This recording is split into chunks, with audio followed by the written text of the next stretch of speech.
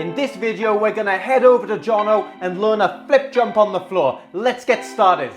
So the flip jump, very similar to the toe loop jump. It's quite hard to replicate the exact technique when you're off the ice, because with toe jumps, even though when you're in that position to take off on the ice, anytime you look at sort of a high level jumper, even from singles all the way up to doubles, there'll be that draw of the foot before launching up into the air. So your feet kind of want to be as close as possible when taking off. That's going to be the quickest way to get you into your rotation. It's going to help when you're doing your doubles and your triples. So we're going to take a look at two different techniques here to work on our flip jump. The first one is more about just kind of loading the strength up on the right foot. So I'm going to do it as if I'm doing it from my forward outside three turn, left forward outside three turn.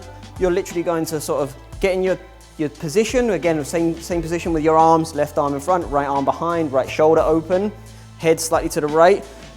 Dig your right toe in, and then we're gonna sort of transfer the weight and launch up into the air off of the right foot. That means that all of your weight is on that right foot, which is when you're performing your flip jump on the ice, then the very last thing to leave the ice is going to be your right toe pick. So at one point, all of your weight will be on that right toe pick.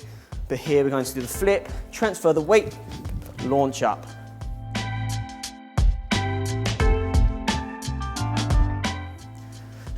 So the weight transfer is very important, and it can really help you generate some height as well. So when you're here right now, most of my weight is over the left foot. I've got a small amount on the right foot.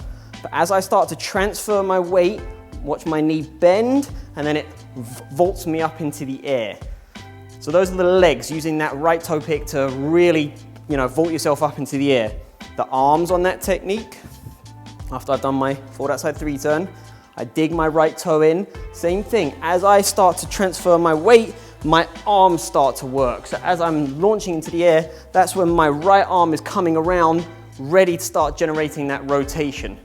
You want to use not only the arms, but on this one, you can use the hips to really push you up into the air. That's going to be another technique, especially when it comes to your doubles and triples, it's a necessity that you need to figure out how to use the hip rotation as well as the arm rotation, because using the arms alone will get you a decent amount of rotation. But if you're looking for those doubles and triples, you need to start thinking about the hips as well. So one more time for demonstration, we're going to do our three turn, check, right toe digs in, jumps up, nice strong landing position.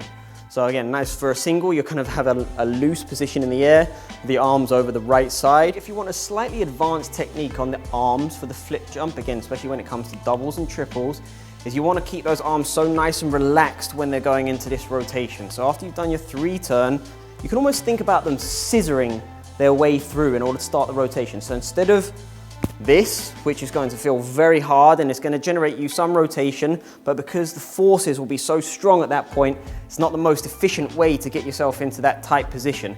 The most efficient way is letting those arms scissor through. That's going to still generate you, along with the hips and the legs, still generate that rotation, and from there you fold into the right side. This is again especially for doubles, for singles, keep it nice and simple, and just think about the right arm coming around with the left arm staying in and over that right side.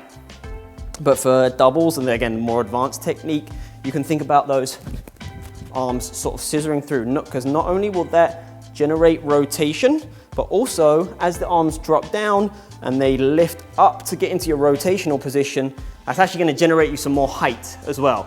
But to do that, again, you need to keep those arms very relaxed. And when you're trying to think about doing as much rotation as possible, it's very easy to get very tight. Everything kind of stays one block. The best skaters in the world that keep themselves nice and relaxed will drop down, stay nice and relaxed here, but will snap into that rotational position as quickly as they possibly can. So again, the most efficient way to do that, scissoring those arms, but watch out for that shoulder, because while you scissor the arms, the left shoulder never opens. That's the easiest mistake to make when you're scissoring these arms, which is why it's an advanced technique. So that's why I always recommend starting off with the most simple technique without letting that left arm go. But when you start building it up, the left arm goes back, but watch my left shoulder is blocked. That's still kind of twisted and staying to the right side, because then it's going to be super easy to snap in over that right side.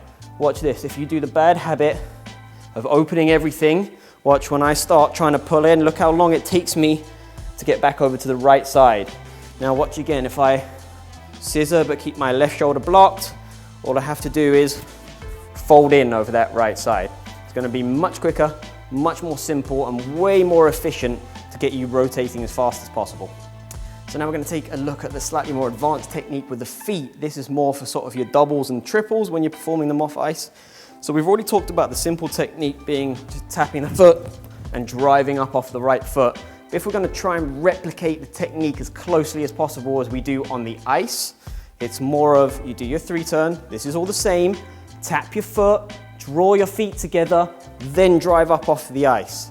So the advantages of doing this is it's keeping, again, your technique exactly the same, because when you're on the ice, if you slow-mo any sort of high-level flip jump, you'll see that the feet draw up before pushing up off that right toe pick. So then it's so easy to snap into that rotating position. If you're taking off with your feet this far apart, it's going to take that much longer to get into that rotating position, which may be a couple of milliseconds. But if you think that you're in the air for about 1/6 of a second, 1/5 of a second, if you're like jumping really high, and every single millisecond counts at this point.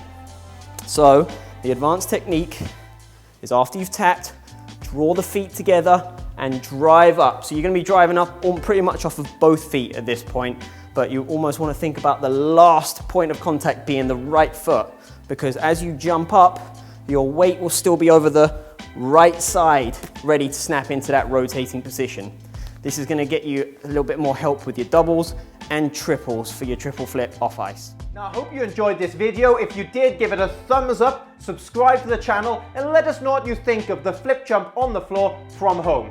If you like our tutorial videos, check out our Patreon page for even more to help take your skating to the next level.